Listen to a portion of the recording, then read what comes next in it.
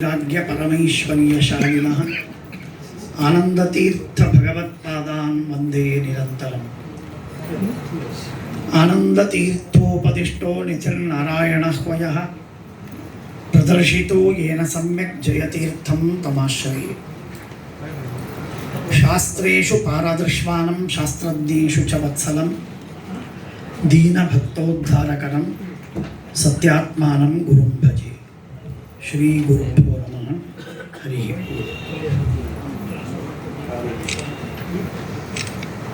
नम्मेಲ್ಲರ ಮಹಾ ಸೌಭಾಗ್ಯ ಮುಂಬೈ ಮಹಾನಗರದಲ್ಲಿ ವಿಶೇಷವಾಗಿ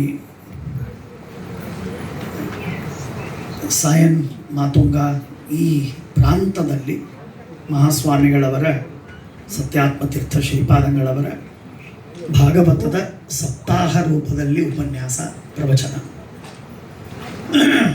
ಇದೊಂದು ಭಾಗವತವೇ ಅಮೃತ. ಆ ಭಾಗವತವನ್ನು ಮಹಾಸ್ವಾಮಿಗಳವರ ಮುಖದಿಂದ ಕೇಳುವುದು ಮತ್ತೊಂದು ಅಮೃತ.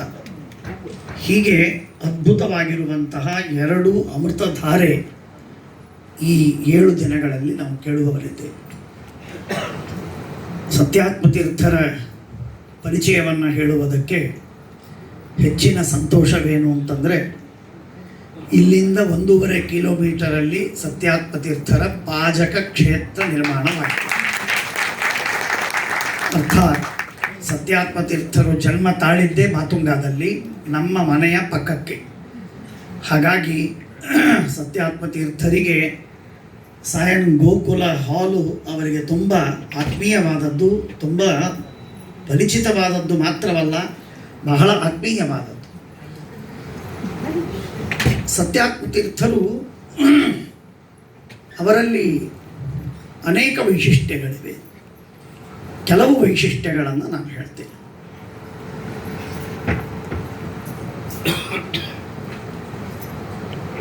ಧರ್ಮವನ್ನು ಏನೋ ಪ್ರಯೋಜನದಿಂದ ಮಾಡುವವರು ಲಕ್ಷ ಲಕ್ಷ ಕೋಟಿ ಕೋಟಿ ಜನ ಇದ್ದಾರೆ. ಆದರೆ ಧರ್ಮವನ್ನು ಕೇವಲ ದೇವರ ಪ್ರೀತಿಗಾಗಿ ಮಾಡುವಂತಹ ಅತ್ಯಂತ ವಿರಳ ವ್ಯಕ್ತಿತ್ವಗಳಲ್ಲಿ ಸತ್ಯಾತ್ಮತೀರ್ಥರು ಒಂದು. ಧರ್ಮವನ್ನು ದುರ್ಬಳಕೆ ಮಾಡುವ ಜನ ಇದ್ದಾರೆ, ಧರ್ಮವನ್ನು ಬಳಸಿ ತಮ್ಮ ಸ್ವಾರ್ಥವನ್ನು ಪೂರೈಸುವ ಜನ ಇದ್ದಾರೆ.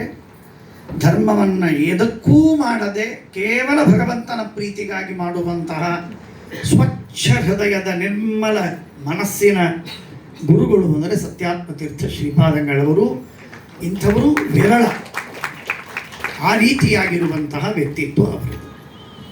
ನಾನು ಒಂದು ಬಾರಿ ಹೇಳಿದ್ದೆ, ಅವರಿಗೆ ವೈರಾಗ್ಯವಿದೆ. ವೈರಾಗ್ಯ ಹೇಗೆ ಅಂದರೆ, ಅವರ ಕಣ್ಣಿನಲ್ಲೂ ವೈರಾಗ್ಯ, ಮನಸ್ಸಿನಲ್ಲಿ ಮಾತ್ರವಲ್ಲ ಕಣ್ಣಿನಲ್ಲೂ ವೈರಾಗ್ಯ.